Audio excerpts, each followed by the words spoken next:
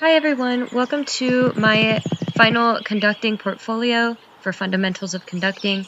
In this video, I'm going to be going over my 3 conducting assessments and things that I think I could have done better on, things that I did better on, and things that I liked about each one. So in this first assessment, I really wasn't looking at the players as much as I should have been. There wasn't really any interaction. I was just looking straight down at the score a lot. This is another clip where I really do actually like one of my gestures to kind of show the crescendo. So it's right about here.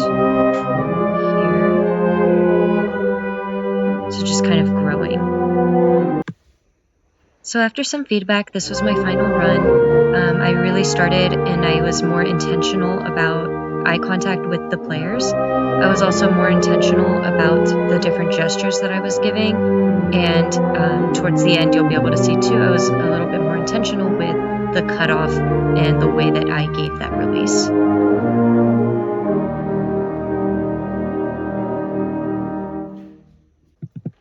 So this was the second assessment. Here I'm doing some psychological conducting. I was really working a lot with left and right hand independence because this one had a lot of short notes on the upbeat and they were kind of hard to portray without the players knowing what they were playing. So in this excerpt that I conducted, I wasn't really intentional about the microbeats right off the bat, and so once I started conducting the macrobeats, it dragged.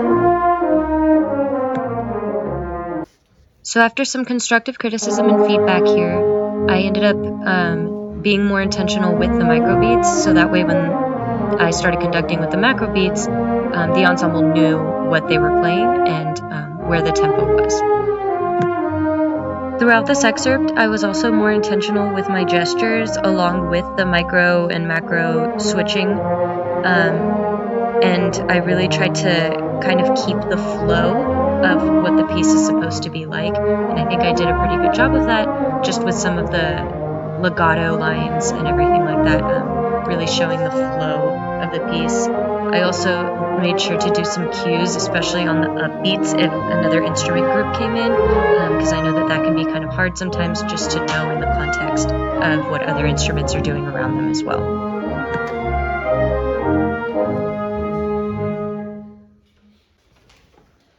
Now this clip is from my final assessment.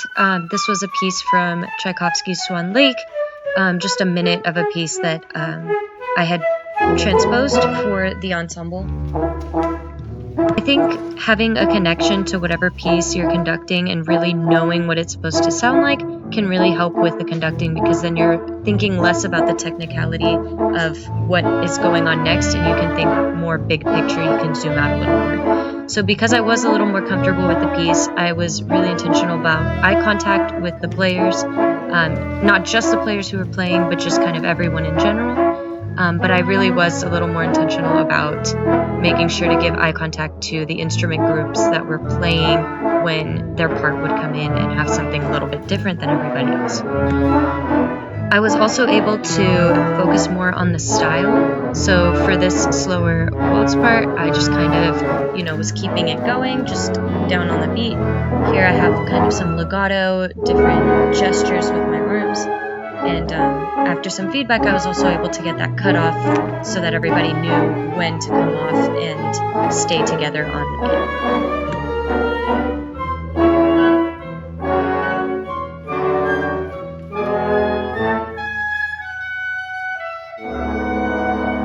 Again, on this assessment, just kind of like the previous assessment, I did have to go between the micro and macro beats sometimes just to make sure that we were staying on time.